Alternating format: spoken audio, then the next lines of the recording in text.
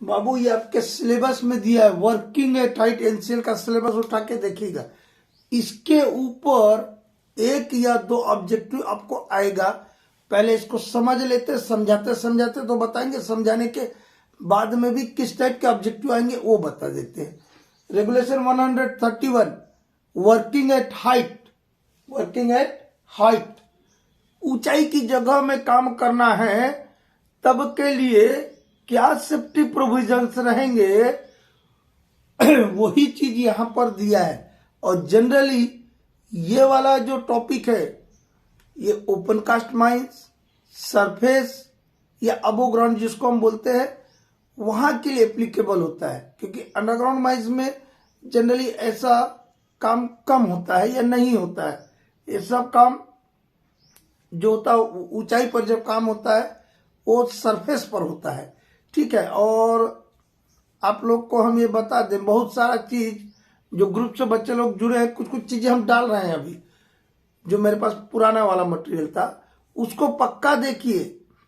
रात को एक बच्चा बात कर रहा था, हम उसको बोले, हम नाम नहीं बोलेंगे, कि बताइए burning rate of safety fuse कितना होता है। बोले सब देख लिया है। तो बोले बताइए burning rate of safety fuse कितना होता है, नहीं बता पाया। अब बताए तो गलत बता दिया। अरे सेफ्टी फ्यूज का लंबाई मिनिमम 3 मीटर बताए थे हम, बर्निंग रेट 3 कहां बताए थे।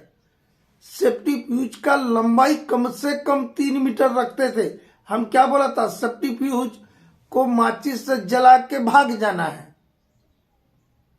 उसको ना आपको ना डिटोनेटर चाहिए ना आपको एक्सप्लोडर चाहिए, आपको जलाया और भागने के लिए समय चाहिए। तो उसका बर्निंग रेट हम बताए थे आप लोगों को, और 1000 बार बताए हैं, 100 to 120 सेकंड पर मीटर। अब यहां पर भी बच्चे लोग गलती करेंगे। पहला यदि ऑप्शन गलती से 120 मीटर पर सेकंड दे दिया तो बच्चा लोग बिना देखे पढ़ के यही वाला डाटा को देखेगा नहीं, इधर यूनिट देखेगा, यूनिट। ये 100 to 120 2-3 जगह दे देगा, लेकिन 100 to 120 के अलावा यूनिट देखे। सेकंड पर मीटर मतलब 1 मीटर जलने में आपका सेफ्टी फ्यूज कितना समय लेगा, 100 से 120 सेकंड लेगा। या 100 है मान लिया, मिनिमम साइड 100 मान ले, 100 to 120 सेकंड पर मीटर मतलब 1 मीटर सेफ्टी फ्यूज जलने में लगने वाला समय 100 सेकंड है। 100 to 120 सेकंड मतलब 100 हम ले लिया। तो 3 मीटर है तो, या 120 ले लिया मैक्सिमम, तो 120 से कितना हो गया, 360 सेकंड। तो कितना मिनट हो गया, 60 सेकंड का 1 मिनट होता है, 360 डिवाइडेड बाय 60 कर दीजिए, 0 कट गया, 6 मिनट मिल जाएगा। और यदि आप 300 लेंगे तो 5 मिनट, मतलब 5-6 मिनट का आपको टाइम मिलेगा भागने के लिए। क्यों, क्योंकि जलते हुए जाएगा तब ना होल को ब्लास्ट करेगा, तो उतने समय में आप दूर भाग जाएगा। ये burning rate of safety fuse है, ठीक है। ठीक है, आज इसका यूज नहीं होता, लेकिन माइनिंग का बच्चा लोग ये पक्का आएगा, ठीक है। Burning rate of safety fuse कितना होता है, 100 to 120 सेकंड पर मीटर, और सेफ्टी फ्यूज का मिनिमम लेंथ 3 मीटर बोलता है, ठीक है। और वो 3 सेकंड पर मीटर बता रहा था, तो गलत ना बात है। इसका मतलब कि आप लोग ध्यानपूर्वक मेरे चैनल को नहीं देखे। कोल का भी जो ग्रेड जो था ROM, हम फार्मूला बताए थे, SLS सिलेक्ट ROM, उसके बाद सिलेक्ट, रबल और स्टीम SRS बताए थे, SLS बोलती।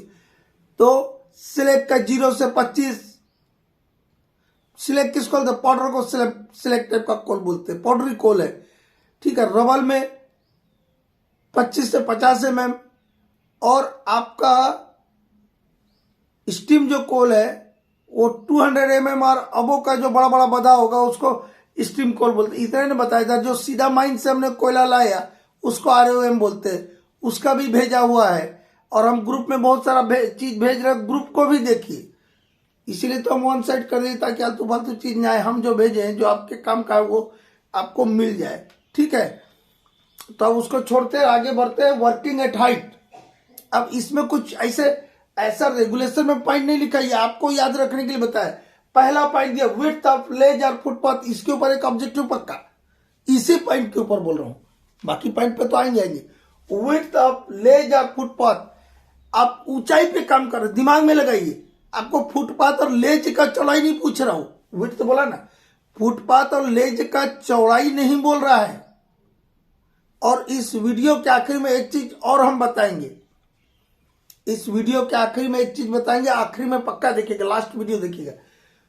आपको ऊंचाई पे आप काम कर रहे हैं, कहां काम कर रहे हैं, ऊंचाई पर काम कर रहे हैं, तब वो जो आपका फुटपाथ या लेज होगा जिस पर आप काम कर रहे हैं उसकी चौड़ाई बोल रहा है, ठीक है, वो कितने से कम नहीं होना चाहिए, ठीक है।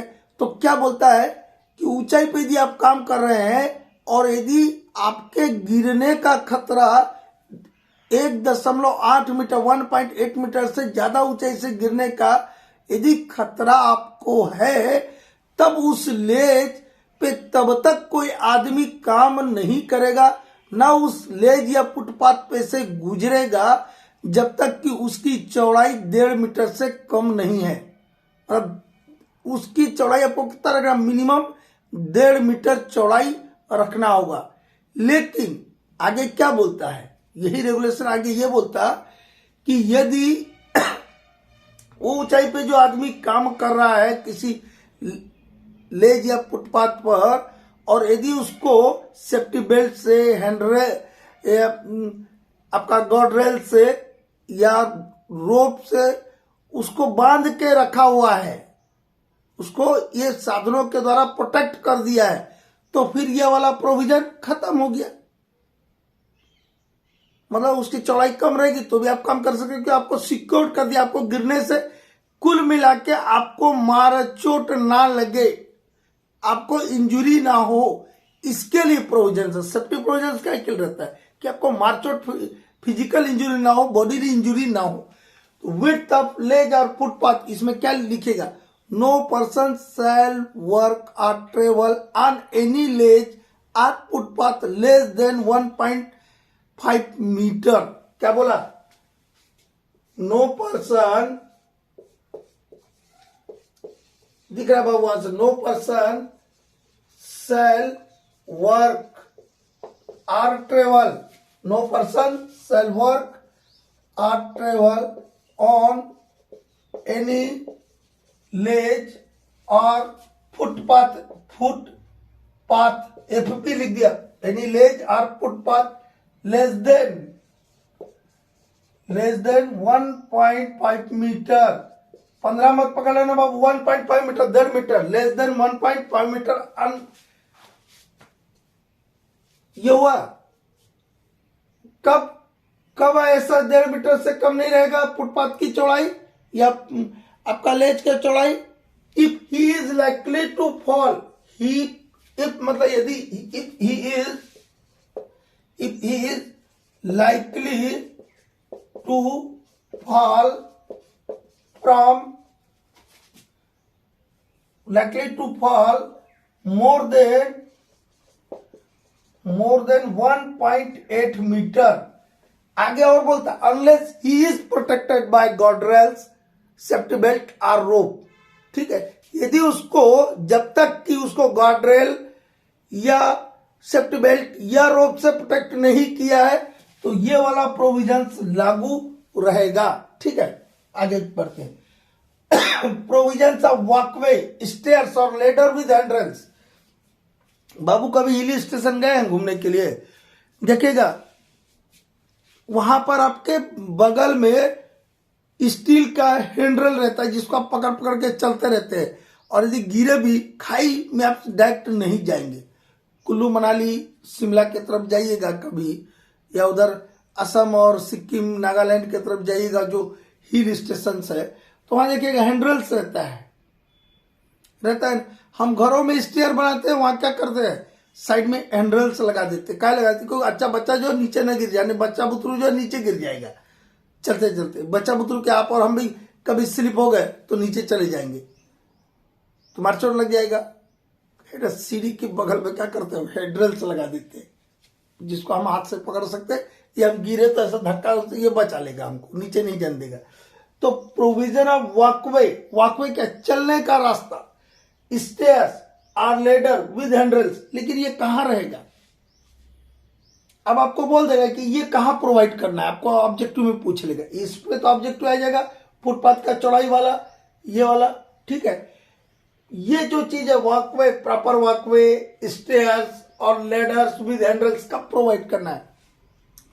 ऊंची जगह में कोई कंस्ट्रक्शन का काम चल रहा हो या कहीं रिपेयर का काम चल रहा हो, ऊंचाई की जगह में कोई हो सकता हो, आपका प्लांट हो, मशीनरी हो, वर्कशॉप हो या कोई शेड हो अन्य प्रकार का, तो उनका कंस्ट्रक्शन करते हैं कि नहीं, वर्कशॉप बना रहे आप, कोई शेड बना रहे, ऊंचाई में ना काम कीजिएगा। बड़का बड़का आपका मशीन होता है, जैसे सावेल है, ड्रग लाइन है, बकेट भी एक्सकट, बड़ा बड़ा मशीन है, छोटा छोटा नहीं है। अब बोला मशीनरी कहीं लीजिए, कितना बड़ा मशीन है, उसके पर आपको काम करना है, तो आपको इनमें से कोई एक चीज कम से कम प्रोवाइड करना होगा, प्रॉपर वॉकवे या स्टेयर्स या ladder with hand rails provide करना होगा, ठीक है। तो क्या बोलता है इसमें, मतलब कहने का मतलब ऊंचाई की जगह में काम करना है, तो आपको ऐसे ही नहीं कि जाओ भैया काम कर लो, आपको ये चीजें प्रोवाइड करना होगा।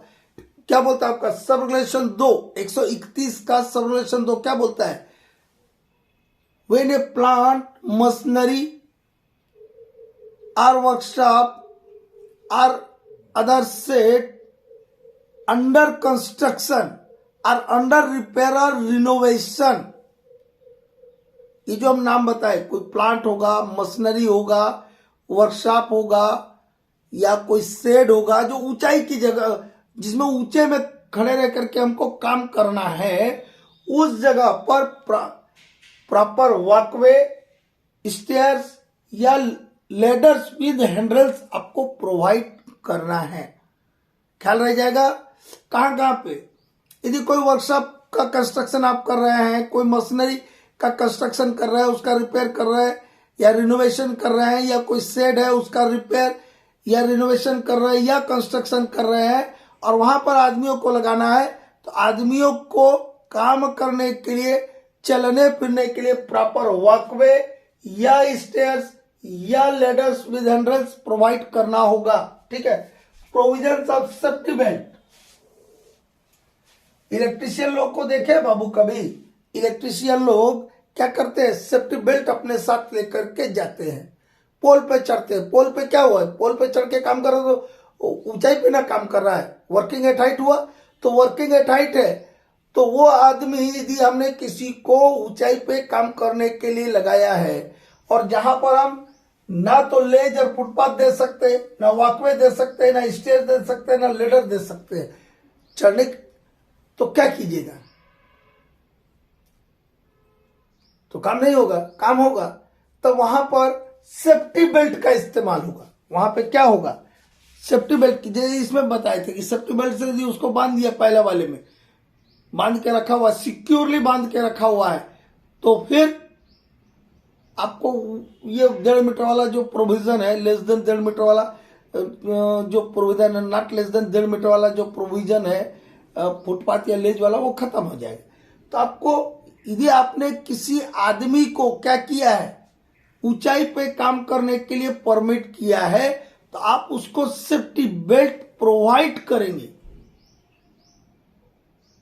क्या बोला, यदि आपने किसी आदमी को ऊंचाई पर काम करने के लिए परमिट किया है, तो आप उसको सेफ्टी बेल्ट प्रोवाइड करेंगे।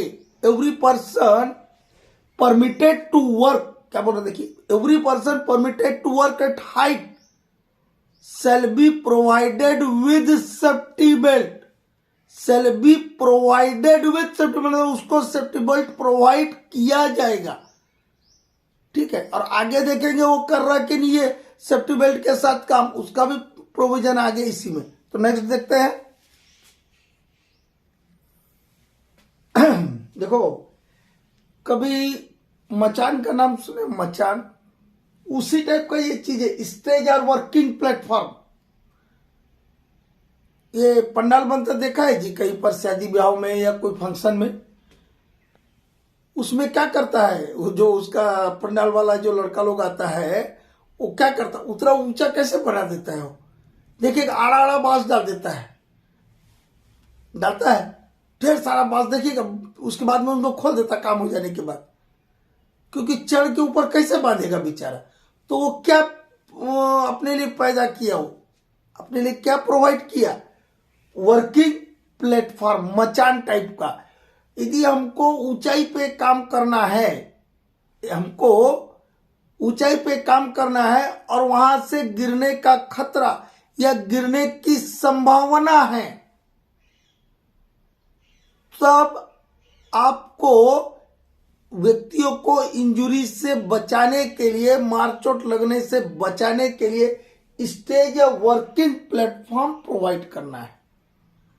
क्या बोला? Where it is required to work at height, where it is required to work at height, जहां पर आपको ऊंचाई पे काम करना है, काम करने की आवश्यकता है। And there is a danger, a risk of falling, और जहां से आपके गिरने का खतरा या गिरने की संभावना, रिस्क संभावना को व्यक्त करता है। हम एसएमपी बताएंगे, एसएमपी बताएंगे। डेंजर अलग चीज होता है, रिस्क अलग चीज होता है, लोग दोनों को एक के बूझ लेता है।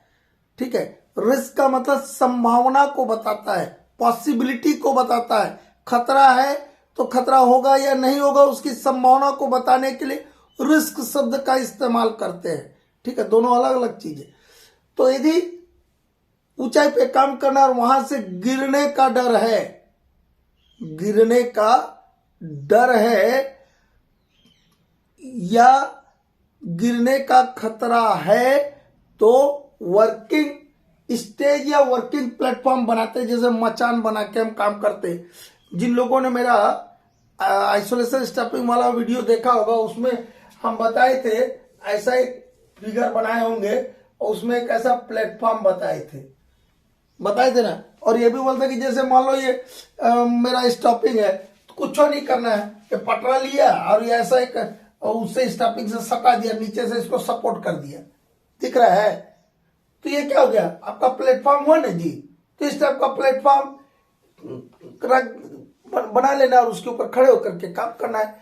अब ये वर्किंग प्लेटफॉर्म या स्टेज आपने बना लिया, ठीक है, लेकिन उसके तक आने और जाने के लिए, उतरने और चढ़ने के लिए क्या बनाना होगा आपको? Proper approach way to stage और वर्किंग प्लेटफॉर्म भी रहेगा। ये जो आपका स्टेज या working platform shall have proper approach way to and from the stage or working platform, to and from the working platform, ऐसा लिखा हुआ इसमें क्या, उस वर्किंग प्लेटफॉर्म तक जाने के लिए और वापस आने के लिए, उस पर चढ़ने के लिए हम क्या किए थे कल, जो आइसोलेशन स्टॉपिंग वाला जो मेरा वीडियो देखेंगे ऐसा क्या बना दिया था, सीढ़ी बना दिया था। तो ये क्या हो गया, ये अप्रोच हो गया इसमें जाने के लिए, सीढ़ी बना दिया था, ऐसा लगाए थे जी, देखे है कोई तो जो देखा होगा। तो ये सीढ़ी बना दिया, तो ये सीढ़ी क्या हो गया आपका, एक प्रॉपर अप्रोच हो गया। तब ने चढ़ के यहाँ जाएंगे, हवा में उड़ करके वहां प्लेटफॉर्म पे बना दिया, वो जाइएगा कैसे? तो जाने के लिए भी इस स्टेज या वर्किंग प्लेटफॉर्म पर जाने के लिए, जब ऊंचाई में आपको काम करना है तो एक स्टेज या वर्किंग प्लेटफॉर्म बना लीजिए, और उस स्टेज या वर्किंग प्लेटफॉर्म पर चढ़ने और उतरने के लिए आपको एक क्या रखना होगा, प्रॉपर अप्रोच वे रखना होगा, एक रास्ता बना लेना होगा कि वहां तक हम जा सके और आ सके। रास्ता नहीं बना सकते, सीढ़ी रख दीजिए, वो भी नहीं अप्रोच वे हो गया। ठीक है, नेक्स्ट सेफ्टी नेट। ऊंचाई पे काम करना है, ठीक है, ऊंचाई पे काम करना, और ऐसी ऊंचाई पे काम करना है जहां ना आप स्टेज बना सकते हैं, ना वर्किंग प्लेटफॉर्म बना सकते हैं, और ना ही आप उसको और कोई फैसिलिटी दे सकते हैं। ठीक है, तो क्या कीजिएगा, काम तो करना है, सेफ्टी बेल्ट लगा दीजिएगा बोलेंगे, ठीक है, सेफ्टी बेल्ट लगा दिया। उसके बावजूद कभी कभी ऐसा हुआ कि गलती सेफ्टी बेल्ट खुल गया या सेफ्टी बेल्ट टूट गया, तो क्या होगा, फिर तो वही होगा जो खुदा मंजूर होगा। तब के लिए क्या करते हैं, सर्कस देखा है, सर्कस में क्या करते हैं, ऊपर में हमारे जो भी आर्टिस्ट होते हैं, कलाकार होते हैं, वो पूरा कला दिखाते, इधर से उधर झूलते, कूदते, फानते, लेकिन कहीं गलती से बेटा छूट गया हाथ या स्टाइल में थोड़ा सा गड़बड़ी हो गया, तो कहाँ जाएगा धड़ाम से? जमीन में। तो जमीन में आ जाए तो इंसान में कुछ है नहीं, सीधा ऊपर ही चल जाएगा। जैसे नीचे आया, नीचे आने के बाद सीधा ऊपर चले जाएगा। तो उससे सीधा ऊपर ना जाए तो देखिएगा बीच में क्या लगाए रहता है, जमीन से कुछ ऊंचाई पर एक नेट लगा देते हैं।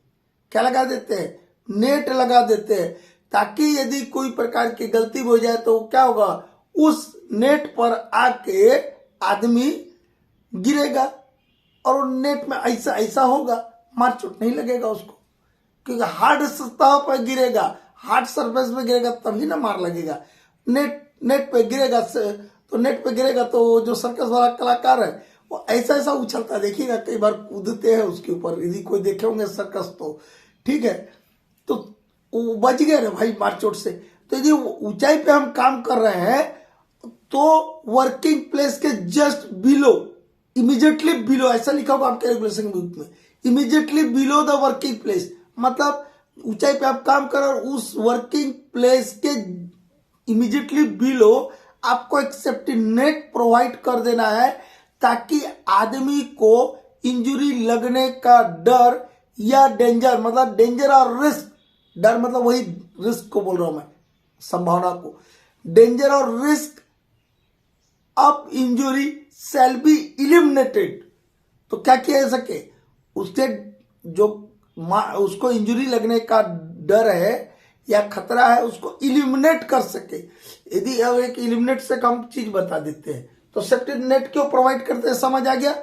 अब समझ लीजिए, यदि आपको बोला कि खतरा हटाने के लिए हम आपको 4 तरीके दे दिए, एक दे दिया इलिमिनेशन, एक दे दिया कंट्रोल मेजर्स, ठीक है, एक दे दिया इंजीनियरिंग कंट्रोल, कौन सा उपयोग कीजिएगा? सबसे पहला, या सब्स्टिट्यूशन भी एक दे दिया। ये सब है खतरा को हटाने के उपाय, ये सभी खतरा हटाने के उपाय, उसमें से बेस्ट उपाय कौन सा पूछ लिया तो कौन सा होगा? इलिमिनेशन। क्या है? इलिमिनेशन। इलिमिनेशन दूर कर देना, हटा देना, एकदम उसको वहां से मतलब जीरो कर देना, ठीक है। यदि खतरा को आपने हटा दिया, इलिमिनेट कर दिया, इलिमिनेशन कर दिया, तो बाकी चीज का तो जरूरत ही नहीं है। जब इलिमिनेट आप नहीं कर सकते हैं तब आप बात आते हैं इंजीनियरिंग कंट्रोल की, कंट्रोल मेजर्स का, कि हमको क्या क्या सेफ्टी प्रोविजंस लेना है। एग्जांपल के लिए बोल्डर लटका हुआ है, वो क्या है? डेंजर है। यदि आपने बोल्डर जो लटका हुआ उसी को गिरा के हटा दिया तो आपका खतरा क्या हो गया? इलिमिनेट हो गया। तो सबसे पहले जरूरी चीज होता है इलिमिनेशन। आपका जो पीपीई होता है, पर्सनल प्रोटेक्टिव इक्विपमेंट, जूता, टोपी, ठीक है, ये सब जो है, या वेल्डर जो एक दो चीज और इस्तेमाल करता है, आंख में लगाने वाला इस्तेमाल करता है, सामने में मुंह के सामने देखिएगा ऐसा लेके खड़ा रहता है, एप्रॉन की क्या बोलते हैं उसको, ठीक है, वो सब क्या है? ये है आपका, ये आपको 2% बचाता है। कितना बचाता है? सिर्फ 2%। पीपी से आप प्रोटेक्ट होते हैं सिर्फ 2%, मतलब 98% आप खतरा में हैं। तो उस 98% खतरा को दूर करने के लिए आपको इलिमिनेशन का रास्ता अपनाना होगा, ठीक है। नेक्स्ट लेते हैं बाबू, ये लास्ट के 3 पॉइंट में से एक ऑब्जेक्टिव आपको आ सकता है, ये तीनों मिला के एक बोल रहा हूं पॉइंट। सब रेगुलेशन साथ में क्या होता है? कोड ऑफ सेफ प्रैक्टिसेस कब बनाइएगा? जब भी ये बनता है ना बाबू, एसओपी या सीओपी, ये तब बनाते हैं जब कोई खतरा हो। अब यहां खतरा क्या है? हम वर्किंग कर रहे हैं कहां पर? ऊंचाई पर। तो ऊंचाई पे काम कर रहे हैं तो खतरा है, तो ये खतरा है, ऊंचाई पे हम काम कर रहे हैं तो खतरा है। तो उसके लिए क्या कोड ऑफ सेफ प्रैक्टिस होगा, ये आपको बनाना है। कौन बनाएगा? कौन इसको फ्रेम करेगा? फ्रेम या फॉर्मुलेटेड कौन करेगा? ये आपको ऑब्जेक्टिव आएगा। कोड ऑफ सेफ प्रैक्टिसेस कौन फ्रेम करेगा? कोई भी कोड ऑफ प्रैक्टिसेस या सेफ ऑपरेटिंग प्रोसीजर को माइन में सिर्फ माइन मैनेजर ही फ्रेम या फॉर्मुलेट करेगा। कौन करेगा? मैनेजर करेगा। अभी समय नहीं है तो हम बताते हैं मैनेजर कैसे करता है, ठीक है। उसके पास क्या क्या टूल्स अवेलेबल होते हैं वो कभी चर्चा करेंगे। माइन का, ये तो वर्किंग एट हाइट का जो कोड ऑफ सेफ प्रैक्टिसेस है कौन फॉर्मुलेट करेगा या कौन फ्रेम करेगा भैया, कौन बनाएगा, माइन मैनेजर बनाएगा। अब इसको इंप्लीमेंट कौन करेगा भैया, दो चीज पूछेगा, इंप्लीमेंट कौन करेगा, मैनेजर साहब ने कोड ऑफ से प्रैक्टिसेस बना दिया, माइन मैनेजर ने कोड ऑफ से प्रैक्टिस बना दिया एट वर्किंग एट हाइट, ऊंचाई पर काम करने के लिए इन्होंने कोड ऑफ से प्रैक्टिस बना दिया मैनेजर ने। किसने बनाया बाबू, मैनेजर ने। लेकिन इंप्लीमेंट कौन करेगा, implemented under the supervision of a competent person, of a competent person and an official.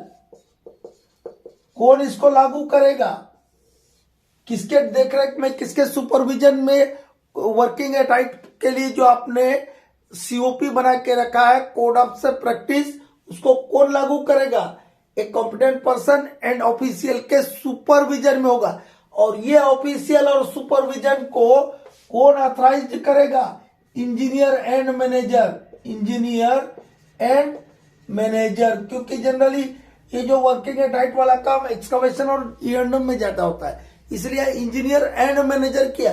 किसको, एक कॉम्पिटेंट पर्सन और ऑफिशियल को इंप्लीमेंट करने के लिए स्पेशली ऑथराइज करेंगे इंजीनियर और मैनेजर। ठीक है, तो यहां पे ये बना आपका ऑब्जेक्टिव कि वर्किंग एट हाइट पर जो कोड ऑफ से प्रैक्टिसेस बनेगा उसको कौन बनाएगा, कौन फ्रेम करेगा, कौन फॉर्मुलेट करेगा, मैनेजर करेगा। उसको इंप्लीमेंट किसके सुपरविजन में होगा, एक कॉम्पिटेंट पर्सन एंड ऑफिशियल। उस कॉम्पिटेंट पर्सन और ऑफिशियल को कौन अपॉइंट करेगा या कौन ऑथराइज करेगा इस काम के लिए, इस काम के लिए इंजीनियर या मैनेजर। ठीक है, नंबर 8 देखते, इसके ऊपर पक्का आपको ऑब्जेक्टिव आएगा बेटा, क्वेश्चन नंबर 8 के ऊपर। अभी हम आपको ऑब्जेक्टिव पूछते फिर इसको बताते। पूछ रहे हैं कि निम्नलिखित में से किसको वर्किंग एट हाइट पर काम पर नहीं लगाएंगे।